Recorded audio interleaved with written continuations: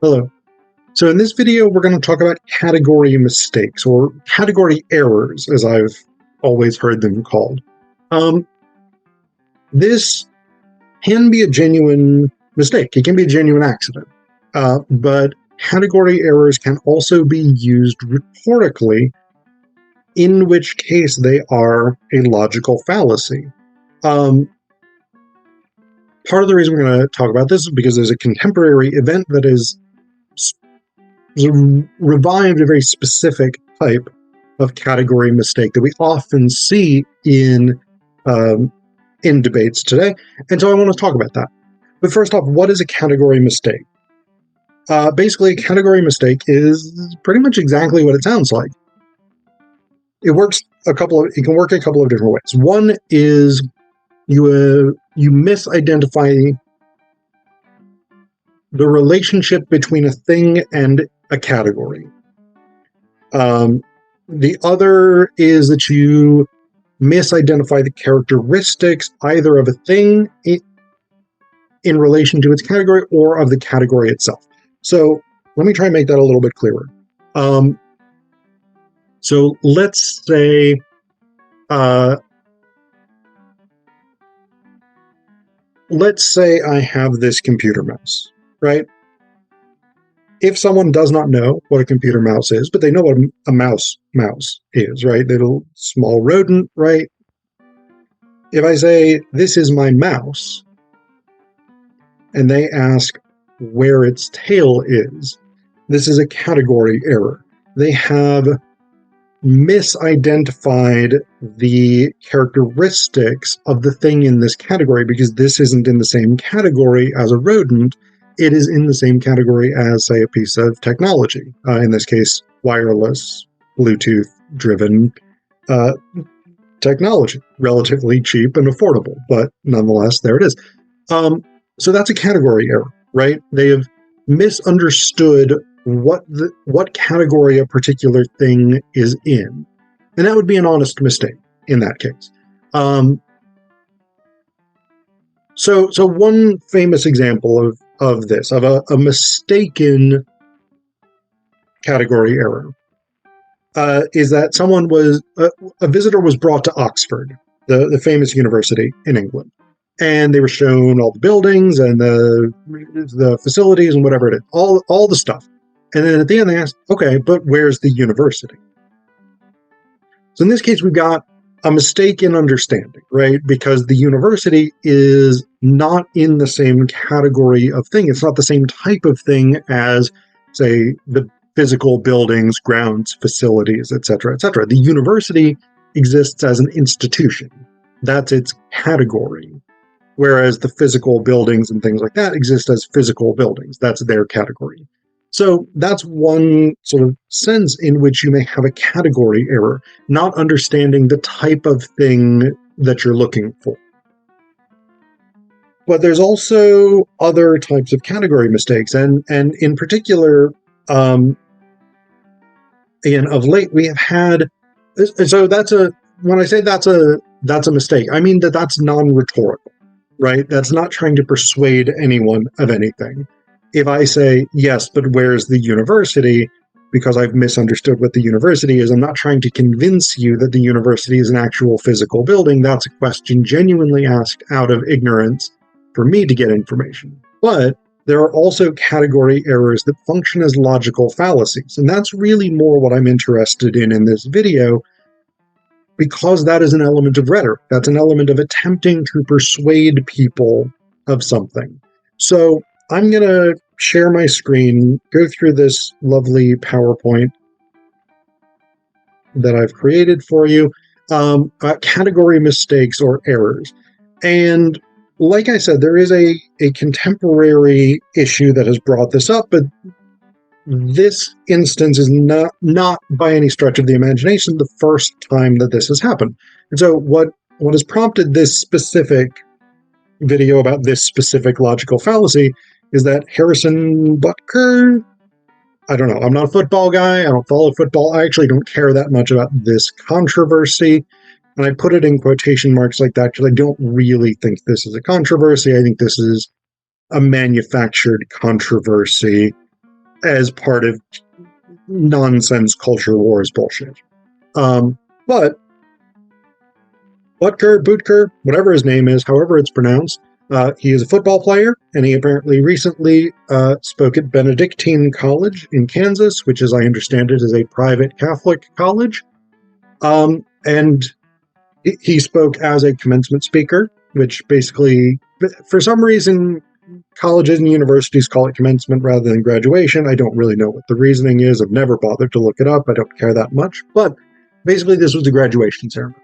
And among the things that Butker said was that more women should aspire to be homemakers.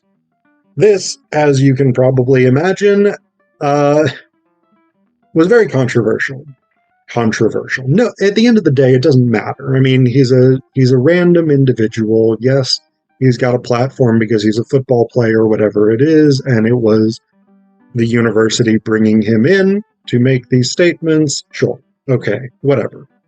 I still would say that this is a tempest in a teacup type issue, but that's not the point of this video. The point of the video is this produced major controversy because a bunch of people were immediately like, hey man, that's a really bad thing to have said to a bunch of people who have just graduated college. Like, they have literally just taken a major step in their professional lives, and you're saying, if you don't have a penis, you should be in the kitchen. I don't know that that's exactly what he said. I don't know that that's a fair gloss of it. Again, I don't care, because the point of this is not what he said. The point of this is the reaction to it. So, not even the reaction to it, but the reaction to the reaction is really what I'm interested in. And I will get there in just a second, I absolutely promise. So, a bunch of people were immediately like, this was a bad thing, he should not have said this, he was wrong, we disagree, etc., etc. The NFL came out and said, this is not our official position. But then a bunch of people, so that was primarily liberals and leftists, who came out and started saying, he's wrong, this is bad stuff, I am critical of this. The NFL, I don't think, is a liberal or left-leaning organization, by the way. I think it's an organization interested in making money, and if it alienates female viewers, who, despite the stereotype of football viewers as men, women make up a massive proportion of football viewership. Anyway, not the point. So I don't think the NFL is a liberal or leftist organization. I think they're a capitalist organization trying to get as many dollars, as many viewers as they can. But if we confine it to the sort of public reaction, liberals and leftists tend to say, this was bad, shouldn't have said this. The right-wing response that I've seen on the social media that I've viewed, comment sections and things like this, a lot of it tends to come down on he's got a First Amendment right to say what he wants. And that's where it gets interesting, right? Because this is where the category mistake comes in. And I do want to be clear, this is a very common argument whenever people say controversial things, and people on the other side of the political aisle say, you shouldn't be saying that, that's bad. We get this all the time. It's not just a right-wingers are making this argument and it's fallacious. Liberals and leftists make the same argument and it is equally fallacious in those contexts. So let's take a look at the actual argument. If we break that down into a syllogism, because it can be broken into a syllogism, the argument is, well, so the statement is often, he is protected by the First Amendment, or something like that. He has a First Amendment right to say that. But that is what we call an incomplete syllogism.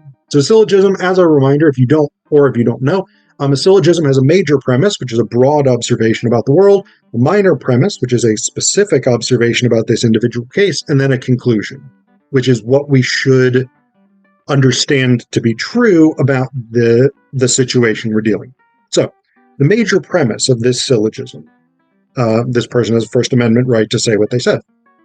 The major premise is the First Amendment protects the right to free speech. This is fair, right? For those of you who don't know what the First Amendment does, or Maybe you're outside the U.S. This isn't your legal system, whatever it is. The First Amendment is the first point in the U.S. Bill of Rights, which is the set of additional amendments added onto the U.S. Constitution. The First Amendment protects 5 things.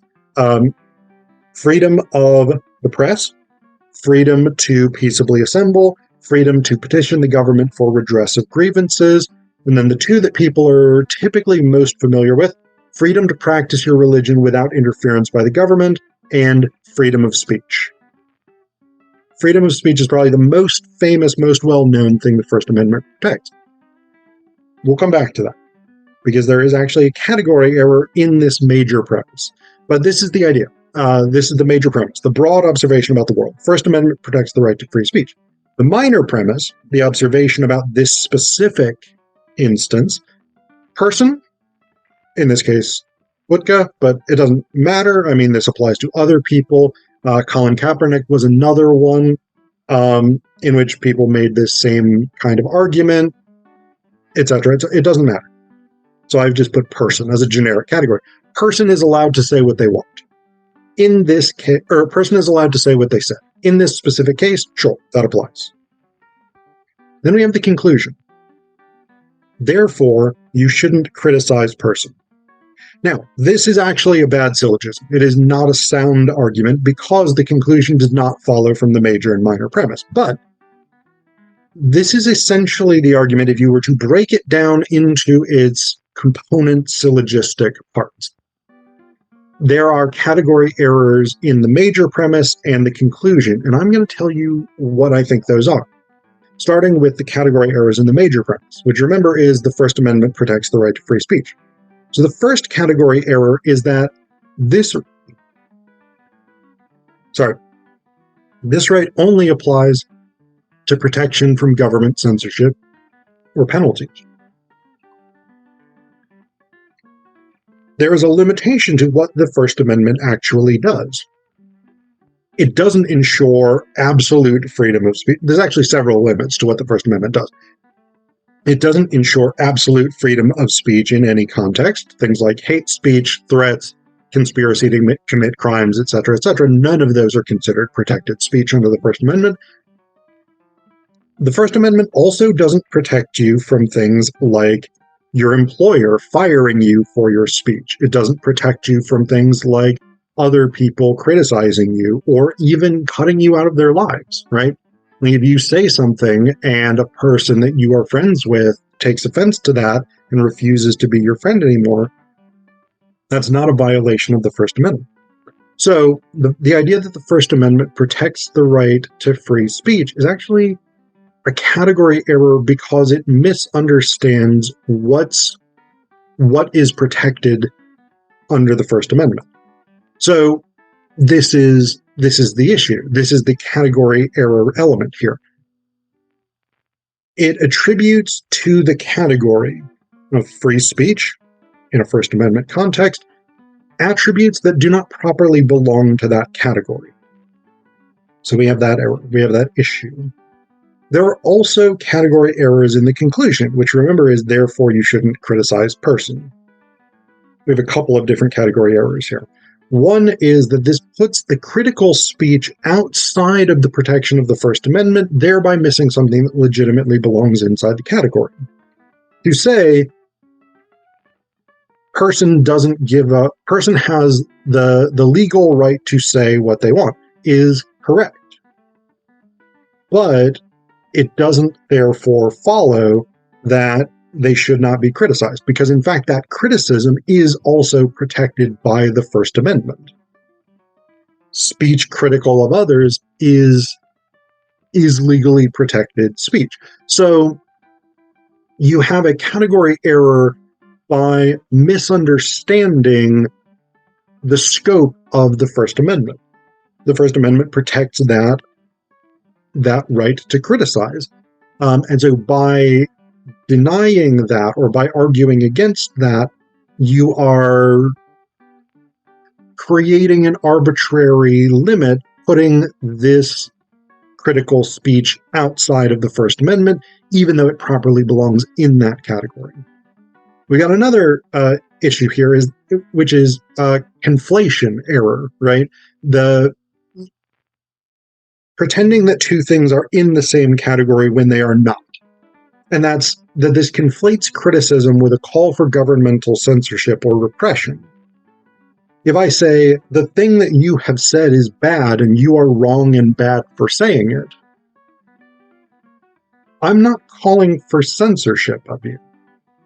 But if I say, the thing that you have said is wrong and bad and the government should prevent you from saying it, then I'm calling for a violation of your First Amendment rights. These aren't the same thing, though. Again, one is standard critical protected speech. The other is a call for a violation of the First Amendment. It is not necessarily in itself a violation of the First Amendment. If I say the government should stop you from saying that, that is not necessarily me actively violating the First Amendment, but it is me calling for the government to violate the First Amendment. So there's a bit of a category distinction there as well. But in terms of this argument that the person has the right to free speech, therefore don't criticize them, these are the major category errors that I see in them. So what's the upshot of all this? Well, the specific issue is not with this issue itself necessarily, although I think in terms of free speech rights and things like this actually really is quite important. The issue is you as a rhetor, you as someone who makes arguments, but also you as someone who consumes arguments, who hears these kinds of arguments. You want to be on the lookout for these category mistakes, these category errors, because often people try and build arguments in ways that may sound convincing, but once you start sort of taking them apart and seeing how the steps of the argument function, there's actually big holes in them. And this is a really, really common example. It's a really contemporary example because, again, this debate is happening at time of filming. So this is the thing that you want to be thinking about and you want to be aware of as a critical consumer of arguments.